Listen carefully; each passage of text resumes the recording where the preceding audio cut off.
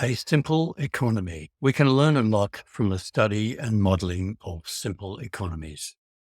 The book, An Introduction to Agent-Based Modeling by Walensky and Rand, has a simple model of the economy that is extended to show how inequality arises in any economy and points out ways to address it. The simulation is done with a software package called NetLogo, and you can see such a simulation on the screen.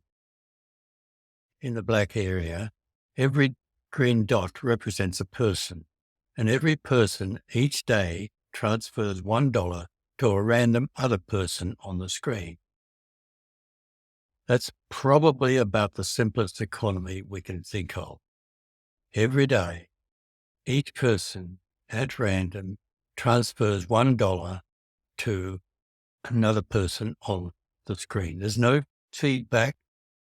They just simply do that.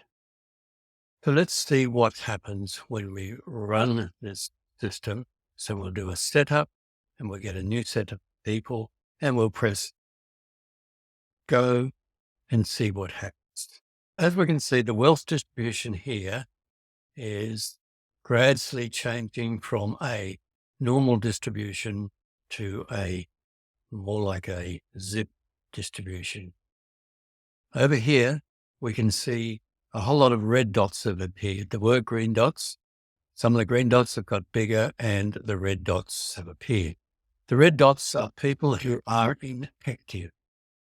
They're inactive because they've run out of money. So in the simulation where you've got to give people $1 at random, a person $1 at random, if you don't have any money, you can no longer participate. So we just eliminate them from the economy. And once you eliminate people from the economy, of course, they have zero income and they're outside the economy. And this looks very much like our economy that we have today. A lot of people with very little or no money and a few people with a lot of money.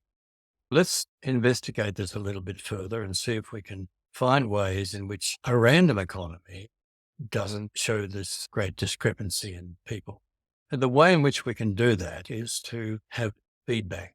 In other words, if a person is getting a lot of money, then maybe they should pay more when they trade. In other words, maybe they should pay extra when they have more money. And when they get less money, they pay less. Let's see if we can run a simulation where we have that operation. So the people who have more money pay more in this random $1 association. We'll ask them to pay 1% more of the extra that they've been able to accumulate. And we'll do a setup and we'll do a go and see what happens. This is looking a bit better, isn't it? Because we're not getting quite so many red dots and that coming up slowly. The green dots are not getting any bigger. So this is what we do, of course, in economies. We do things like tax people when they get extra money. And we redistribute that to people who have less money. So that's one of the ways in which we try and counter the thing. But this is actually not the way most of the things in an economy work. The governments do their best in trying to do that, but it's a very difficult balancing act. It's actually the other way around. People who consume a lot normally pay less. You get discounts for bulk. You pay a connection fee for your electricity. And then everyone pays the same for their electricity and so forth. So what we find is that the feedback is actually the other way around. So let's just see what happens when we make it just 1% the other way and see what goes on. This runs for a year, 365 ticks, and lo and behold, it gets very nasty very quickly.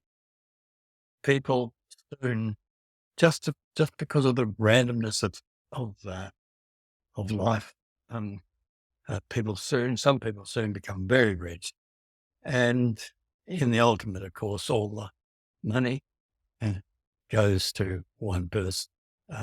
That's the way the economy works today.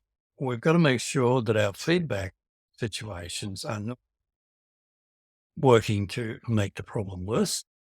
And the other thing we can do is go back to one feedback.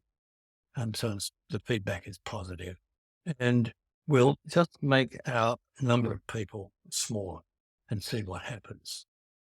What we're going to do is to have much smaller markets, and let's see what. So when we do this, we find that we don't get any people who have no money. And this is because when you're in smaller groups, the groups can recognize the fact that someone having no money is not a good idea and make sure that the system is set up so that doesn't occur. So there's two things we can do. We can look at the feedback in the system, and we can try and divide the system up into smaller groups. We're going to do another demonstration shortly that will show how to do that for housing.